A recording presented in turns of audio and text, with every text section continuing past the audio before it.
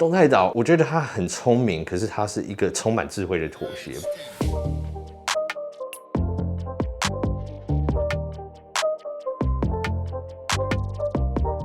大家好，我是苹果。那这个 iPhone 14 Pro 系列上面的动态岛呢，当初在苹果发表会介绍的时候，把它介绍成一个算是蛮大的重点功能。那其实，在当下发表会看他们介绍的方式，我也会觉得说，这个东西真的是很特别、很厉害哈。至少在以界面的操作上来讲，把一个打孔转换成这种形式的方式来使用它跟操作它。那至于也很多观众说，看到这个动态岛，觉得这个是这次 iPhone 14 Pro 里面必买的理由之一哈。那我们现在就来比较理性的来分析一下这个东西的优点跟缺点，跟我现在对它有更多了解之后，我的想法是什么？好，那首先先来讲这个动态岛到底是什么？那我觉得大家要去了解这个有一个先后顺序的一个逻辑啦。这个东西为什么会出来？为什么会出现？那我们必须要了解的一点就是，一定是打孔先有。Face ID 要做成打孔的方式是一个不得不的妥协，因为现在以目前市面上荧幕下面隐藏相机的技术还不是非常成熟，它会影响到相机的成像。那这个是以目前市面上现有的技术来看是这个样子。那所以呢，先有打孔，先要用这种方式去解决 Face ID 它需要占的空间。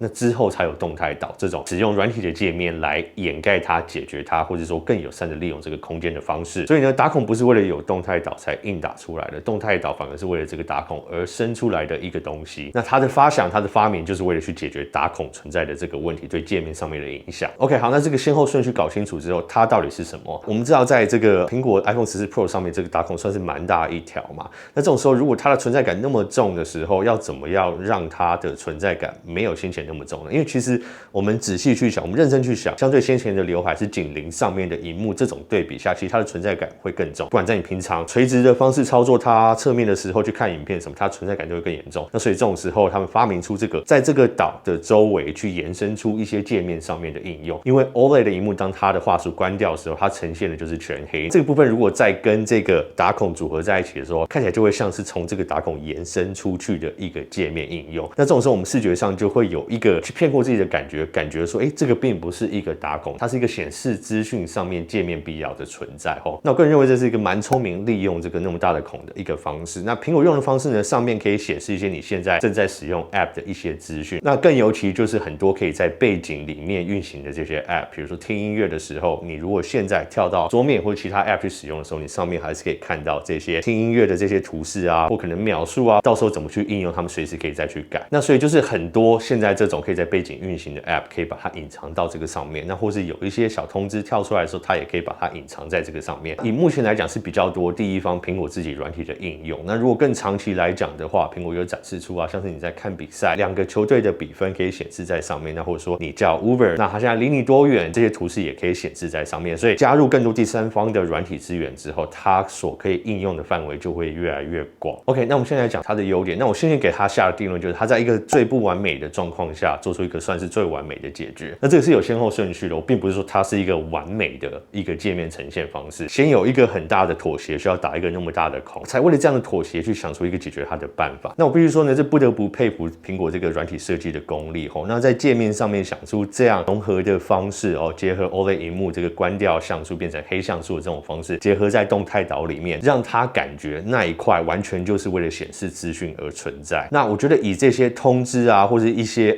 提醒你一些事项的这些图示，把它放到最顶端来讲，这个算是很棒的解决方式。因为如果是这一类通知，或只是要看它现在的状况是怎么样的，这种显示图示你不太需要去动手操作的情况下，放在萤幕的顶端其实是完全没有问题，也完全合理。那更重要的呢，你知道苹果软体的这个顺畅度哦，它们之间这个动画的连接都会让它感觉起来好像是真的从这个孔里面伸出来再缩回去。好，那这样的方式难道就没有缺点吗？那我刚刚有提到嘛，它就是一个妥协下面的解决办法再妥协。那首先我们先来看这个萤幕占比的部分啦。你把这个刘海等于把它拉出来向下移的时候，那这个萤幕占比整体上面看起来，如果说你要去算掉它上面上缘圆弧修掉的部分，感觉起来好像应该是增加的，对不对？但是其实你增加之后，因为你这个孔向下移的时候，你上面这一些萤幕有没有苹果因为多出来这个部分去给它一个更好的应用？现在目前在整体 iOS 16还有苹果发表会上面，即使结合这个动态岛上面那一条部分，我都还没有看到他们有显示出一个更好的应用方式。那这样就变成说，刘海向下移之后，上面那一条其实是变成多一条出来，虽然有画素在上面，可是在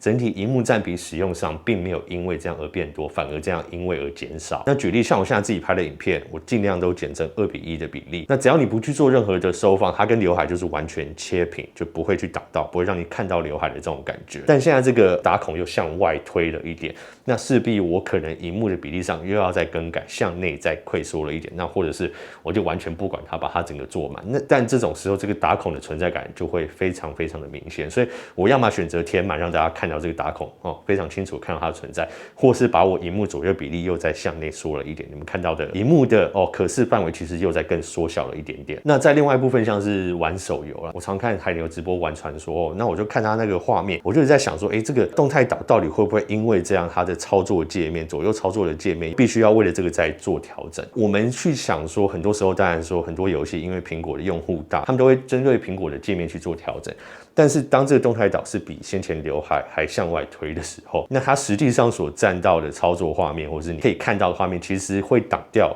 更多更接近中心的这些重要的地方。那我们也必须知道啦，这个操作的部分只要是横放的时候，我觉得比较合理的方式就是动态岛部分触控的部分就应该要关掉，或者显示资讯的部分就应该关掉，不然很容易去误触它。那所以不管怎样啦，它可能整体的这个操作界面都会为了那一块左右必须要再向内溃缩了一点。这个部分我认为就是无解，就没有办法解决相对先前有刘海的，它其实会占掉更多比较重要靠近中心点的资讯。OK， 好，那下一个缺点就是我刚刚有提到嘛，如果它是完全只是做一个辅助显示资讯啊这些方式的话，它在顶部是完全没有问题的。但是偏偏他们现在结合非常多你可以去手触控去操作的方式，那有一些操作的情境下，你必须还是要长压我们就想，现在苹果在整体的界面设计上面，跟很多 App 的整体设计界面上面，他们其实把很多重要操作的这些手势按钮或是选单都向下移，因为这个道理非常简单嘛，现在手机做的越来越大，这个萤幕越来越长，我们就举例像现在的 Safari 他们第一方的软体，他们连这个网址栏都整个向下移，就是因为正常人以现在大手机的操作习惯，我们的手就是在萤幕的底部。那这种时候，你把这个界面动态岛做到萤幕的最顶端，那很多时候你又要去触控它，去打开它，其实就有一点违反我们现在整体使用手机的这些界面都向下移的这种操作习惯。那这个我觉得是可能会在操作上带来的一些缺点。那会不会因为内部有一些需要去多应用动态岛的这种压力，反而把本来可能很简单可以处理操作的方式变得比较困难一点？那这部分是蛮值得我们去思考的。好，那现在大家已经慢慢冷静下来，已经过了这个动态岛这个热潮之后，那我来分享一下自己真实的想法。那天我在预购直播的时候，其实就有观众问到，那我就讲出来，那我发现很多观众有一样的想法。OK， 那首先动态岛，你看它就是为了要隐藏这上面很长的一个打孔让他们知道说，好像从刘海硬变成打孔之后存在感更大。那这种时候我们就想出这个界面去解决它。我们看到说，这种界面的应用是很好，我把它隐藏黑色的地方用更好的应用，把旁边可以显示萤幕的地方跟这一块做更好的结合。那就让我们想回来说，为什么这个部分不能在刘海的时候就有做？对，它看起来不会那么酷炫，好像说它是一个浮在外面的东西。但是我们实际去想说，萤幕占比去浪费掉的空间，这个界面其实跟刘海结合在一起做，反而会更适合。因为你看它动态岛在呈现出来的时候，上面那一条是完全没有办法利用到它变成这一些空间显示的范围的画面完全都是浪费掉。那如果这种时候你反而是在刘海这个界面就先用这种方式去解决的话，它其实可以拉更小一块下来，那其实会浪费掉更少可视的空间。那既然这样，就让我们想回来，如果这完全是软体上面操作的问题，完全跟你里面的处理器任何晶片都没有任何关联的时候，为什么这个功能不能下放给现在其他使用刘海的机种？你连在14里面都故意把 Pro 跟一般系列分开，有动态岛没有动态岛，那可是这个界面完全是可以下放给其他机种使用的，那这个也会让很多软体开发者在开发上面这个界面的时候更方便。他想要做出保留给这种动态岛的一些特别功能，它其实也可以做给有刘海的机种，对不对？那如果我们又觉得说这种在机顶去触控萤幕，你本来都在下面操作，你通常要移到上面去再触控萤幕，这种操作并不是最恰当的操作方式。那会不会因为这个动态岛的发明出来，变成以后就算打孔已经解决的情况下，你又为了有动态岛这个界面，很多东西还是做在上面，那反而变成一个当初为了解决几年前的问题，然后现在而衍生出来我们界面上面习惯在上面看到这个东西的存在，然后很难去操作它，那这样可能反而给 iOS 它整体的操作习惯衍生出更多的问题。那我也很担心到时候会不会觉得面子拉不下来，然后这个动态岛又拖了好几代。那有人提到就像 Touch Bar 那个样子。那另外呢，我在5大缺点的这个影片里面有讲到，其他厂商有这个萤幕下隐藏相机的方式，去让整个萤幕看起来是没有相机、没有打孔的方式。那当然我知道现在市面上